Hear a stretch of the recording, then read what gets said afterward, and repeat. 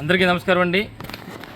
ఈరోజు నర్సీపట్నంలో ఒక ఉన్నతమైన స్థానంలో ఉన్న చింతకాల అయ్యన్న పాత్రుడు మా పార్టీ నాయకులపై కార్యకర్తలపై తప్పుడు కేసులు అక్రమ కేసులు పెట్టి మరి సునకానందాన్ని పొందుతున్న సంగతి మీ ద్వారా తెలియపరచడం జరుగుతుంది.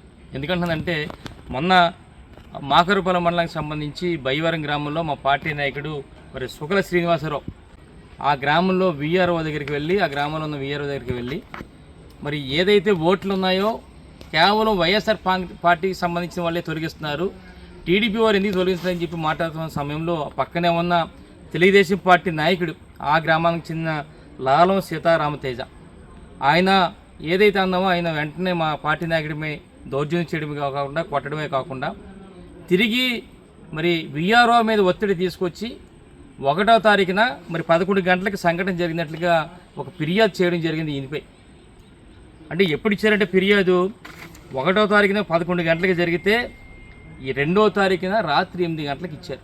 అంటే సుమారుగా 33 గంటల తర్వాత ఒక 5 కిలోమీటర్ల దూరంలో ఉన్న పోలీస్ స్టేషన్లకి వెళ్ళడానికి 33 గంటలు పట్టింది.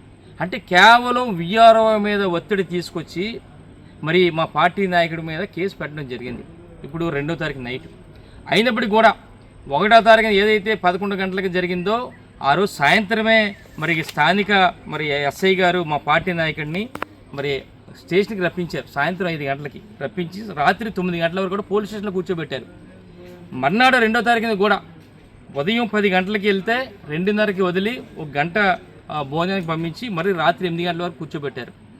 అలాగే 3వ తారీఖున కూడా ఉదయం 10 గంటలకు వెళ్తే 2:30 వరకు కూర్చోబెట్టి 1 గంట గ్యాప్ ఇచ్చి భోజనానికి రాత్రి 8 గంటల వరకు కూర్చోబెట్టారు పోలీస్ స్టేషన్లో.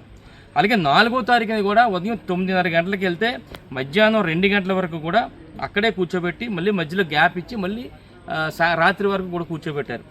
అలాగే 5వ తారీఖున కూడా మళ్ళీ ఉదయం మరి 10 గంటలకు రప్పించి సాయంత్రం 6 గంటల వరకు కూడా మరి కూర్చోబెట్టారు.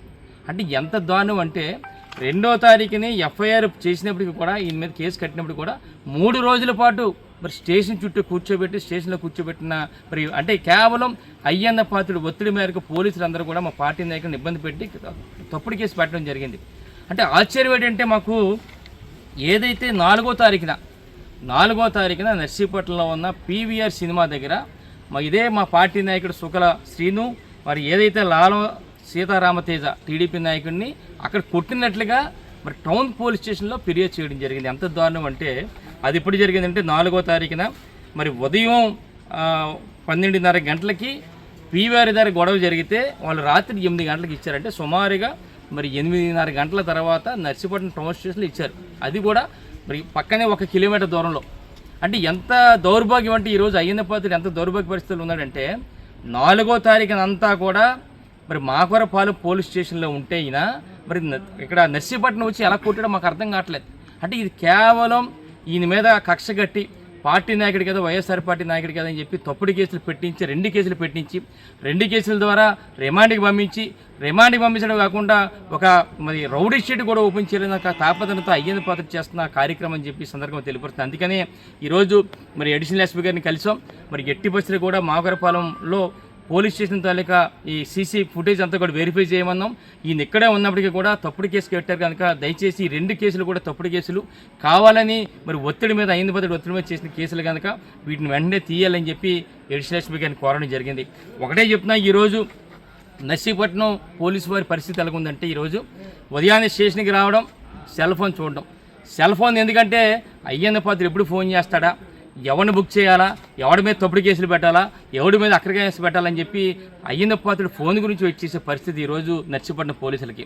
ఒకటే ఈరోజు మీ ద్వారా నర్సీపట్నం పోలీసులు చెప్పేది ఏంటంటే ఈరోజు నర్సీపట్నంలో అయ్యన్న పాత్రుడు కళ్ళలో ఆనందం చూడాలనే ఉద్దేశం మీద, అయ్యన్న పాత్రుడు మెప్పు పొందాలనే ఉద్దేశం మీద, అయ్యన్న పాత్రుడు సునకానందం పొందితే చూడాలనే ఉద్దేశం మీద మీరు మా పార్టీ నాయకుల మీద కార్యకర్తల మీద తప్పుడు కేసులు పెడుతున్నారు. వచ్చేది మాత్రం జగనన్న ప్రభుత్వం. మరొక 3 సంవత్సరాల జగనన్న ప్రభుత్వం వస్తుంది. వచ్చిన తర్వాత ఎవరైతే తప్పుడు కేసులు అక్రమ కేసులు మా పార్టీ నాయకుల మీద కార్యకర్తలు పెట్టారో వాళ్ళందరినీ కూడా మరి చట్టం ముందు నిలబెట్టి చట్ట ప్రకారం చర్యలు తీసుకోండి అని చెప్పి మీ ద్వారా తెలియపరుస్తున్నాను. నమస్కారం.